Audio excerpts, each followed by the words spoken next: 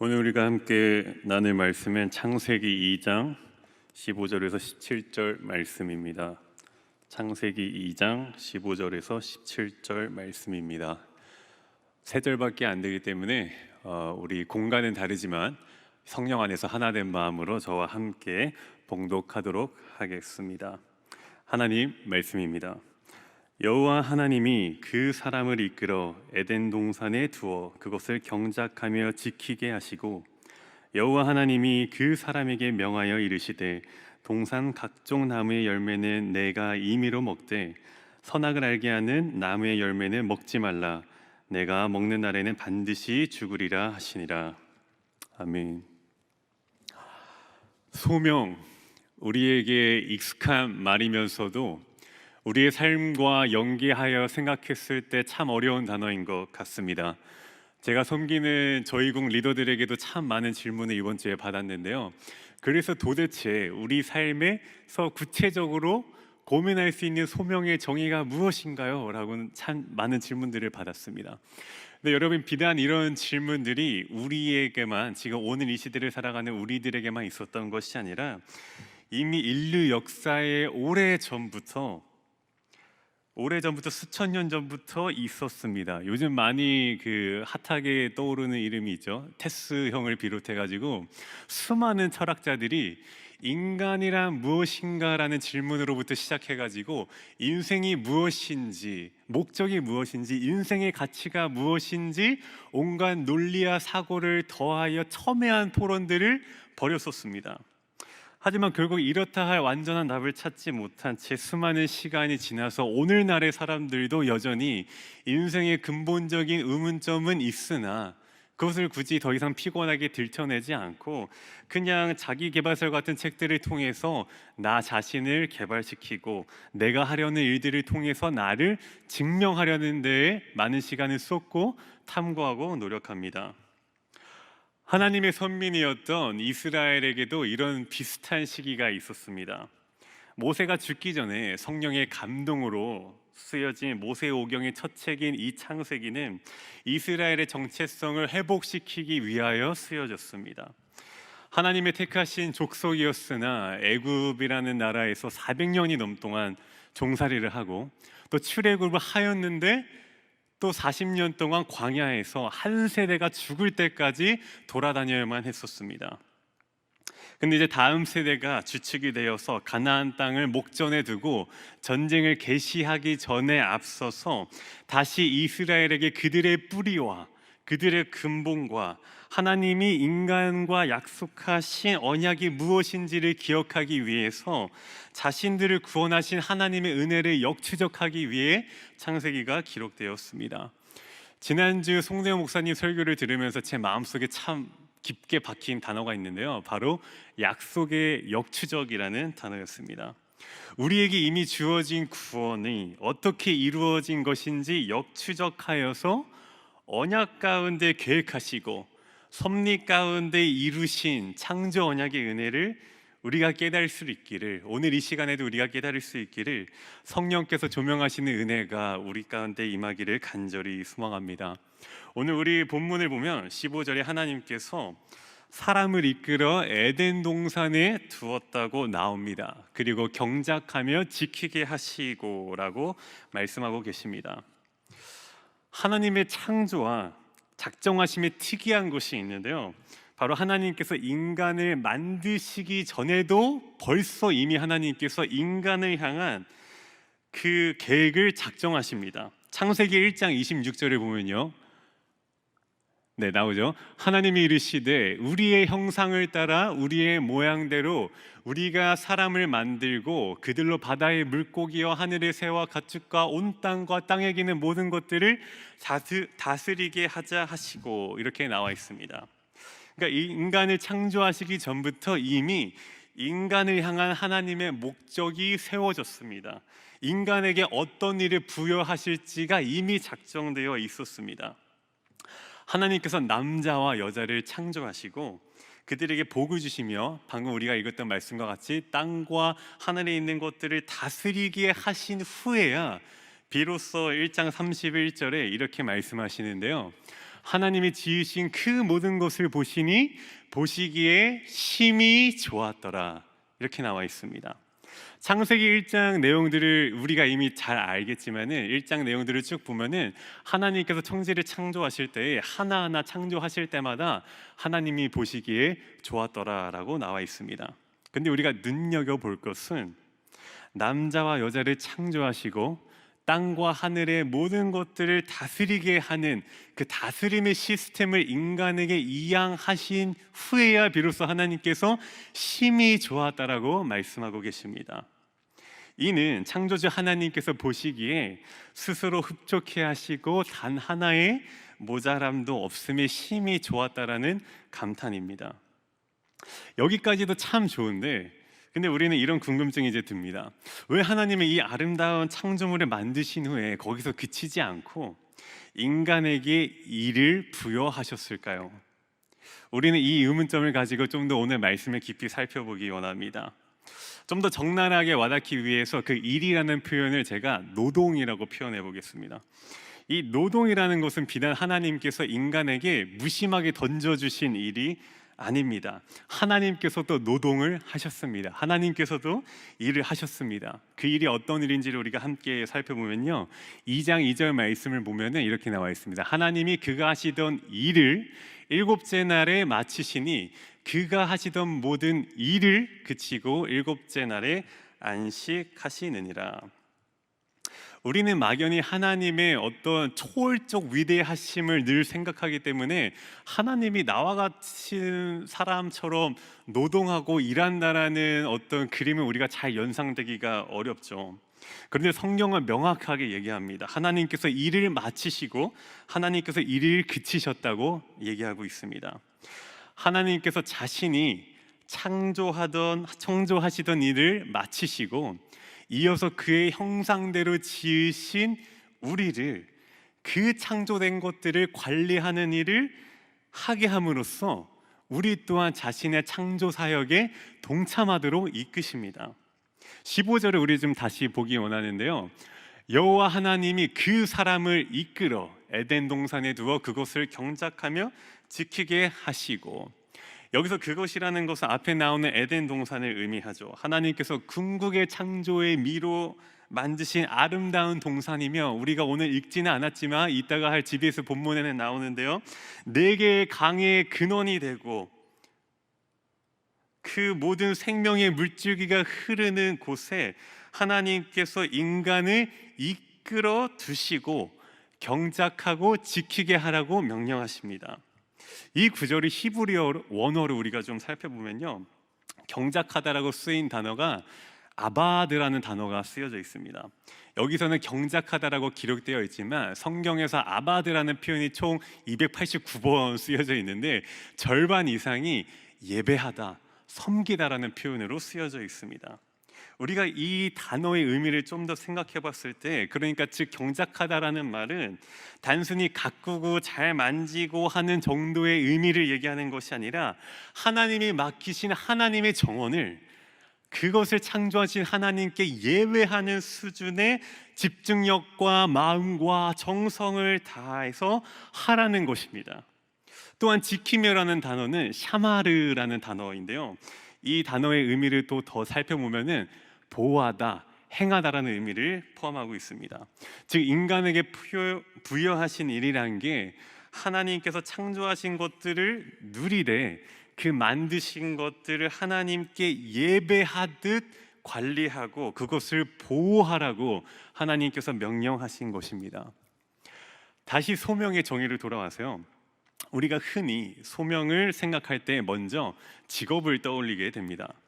소명에 대해 대략 잘 알겠는데 지금 내가 가진 직업과 소명을 어떻게 연계해야 될지 모르겠다는 질문들이 참 많이 저에게 왔었습니다. 여러분, 소명과 직업에는 연계성이 있긴 있습니다. 왜냐하면 노동이라는 것은 무엇인가를 하는 행위이기 때문에, 무엇인가를 하는 일이기 때문에 무슨 일을 하는지가 드러나는데, 우리의 관심은 그 무엇, 어떤 일인지, 무슨 일인지에 대해만 집중되어 있습니다. 그러나 소명이 반드시 직업과 일치해야 한다는 생각을 우리가 먼저 조금 변화시킬 필요가 있을 것 같습니다. 직업은 일시적인 거지 아무리 평생 직장이라 할지라도 언젠가 우리 모두는 은퇴하는 날이 오게 됩니다.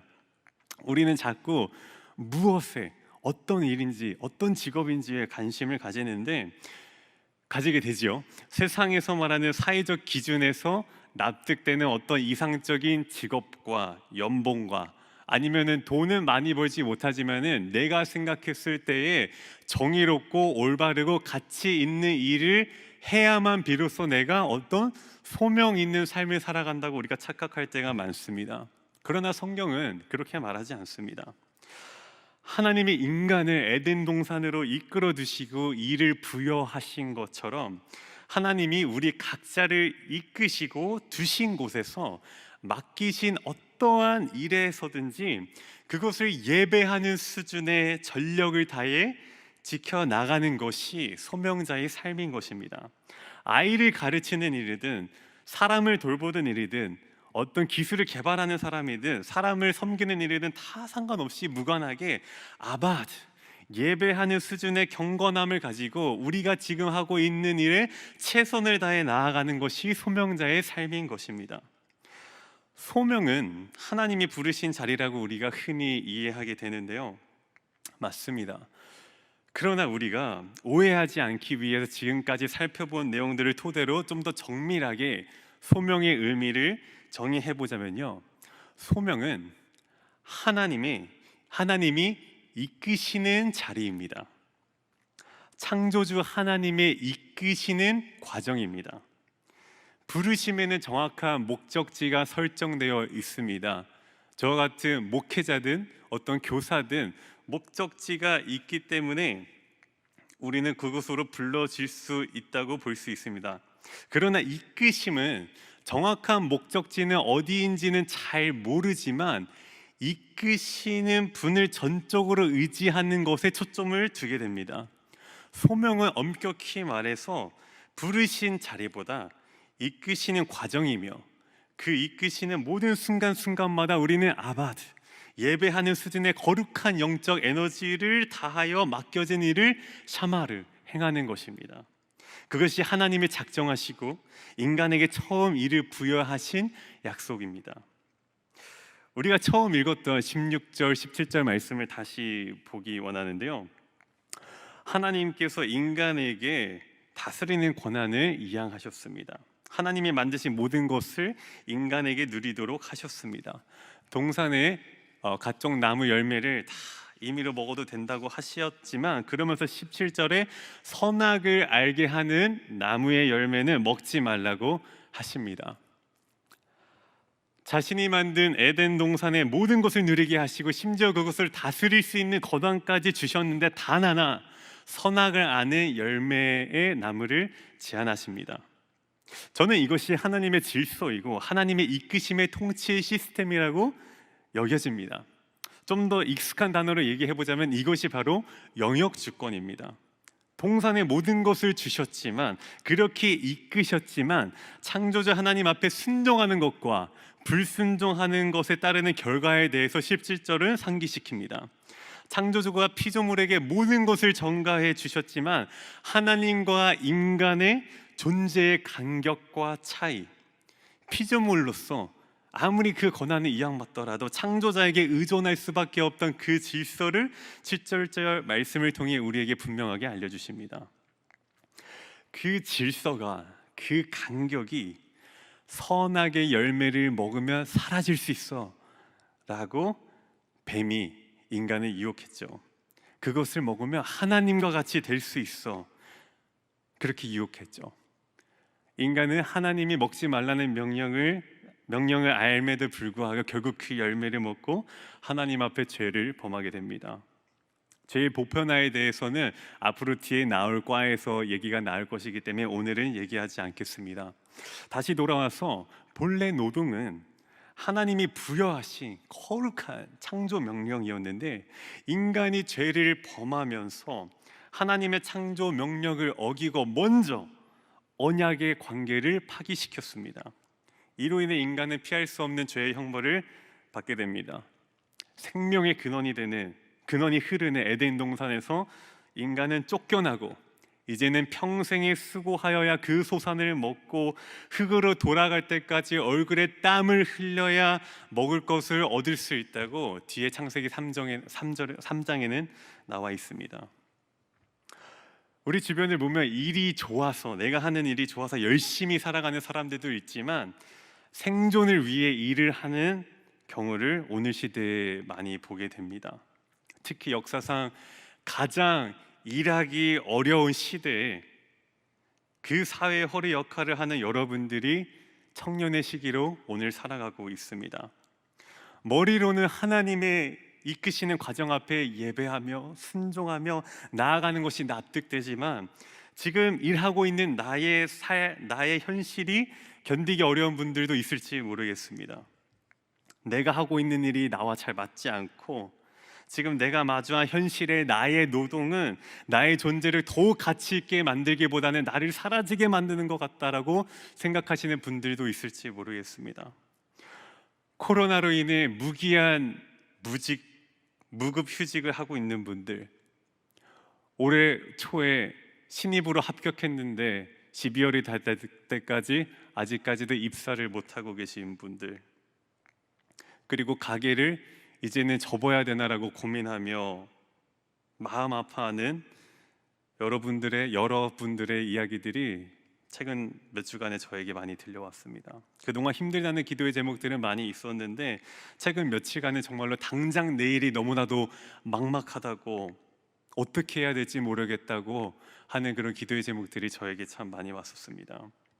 그런 중에 말씀을 묵상하며 기도할 때 저 또한 답답한 마음이 있었습니다. 하나님, 우리 청년들이 이렇게 열심히 섬기고 주의 일을 위해 선한 싸움을 견뎌가며 살아가는데 이제는 당장 먹고 살 것을 걱정해야 되는 순간까지 오시게 하다니 이게 무엇입니까? 하나님, 도대체 어디로 이끌고 계신 것입니까?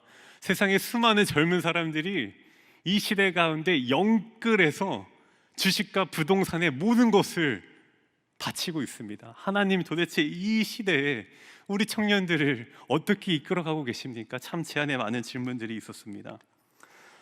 여러분, 저는 여러분들에게 어떤 무엇을 권면할 수 있는 자격이 있는 사람은 아닙니다. 그러나 점점 더 혼탁해져가는 이 세상에서 변함없는 하나님의 진리의 말씀을 근거로 말씀드리자면, 이런 와중에서도 재범한 인간을, 먼저 언약의 관계를 파기한 인간을 그저 내팽겨두지 아니하시고 하나님께서 인간과 처음 맺으신 그 언약을 끝까지 지키시기 위해서 이 땅 가운데 예수 그리스도를 우리에게 보내주셨습니다. 그로하여금 화목제물이 되게 하셔서 우리를 속박했던 모든 저주의 사슬을 끊어내시고 다시 언약의 인색으로 우리를 회복시켜 주셨습니다. 예수님은 하나님의 이끄심을 통한 부르심의 소명을 완전히 감당하신 분입니다. 하나님이시지만 말씀이 육신이 되어 오셔서 아버지의 이끄심에 아바드 예배하며 샤마를 지켜 행하며 죽기까지 순종하셔서 완전한 구원 사역을 이루신 분이십니다. 그런 예수님도 여러분 원래 목수일을 하셨던 분입니다. 소명은 나를 이끌어 가시는 목자 되시는, 주권자 되시는, 통치자 되시는 하나님만을 의지하며 살아가는 과정입니다. 어떠한 자리에서든 맡기신 일에 그리스도가 하나님 앞에 순종한 것 같이 우리도 절대적 그 명령에 순종하며 하나님께 영광 드리며 나아가야 하는 것입니다.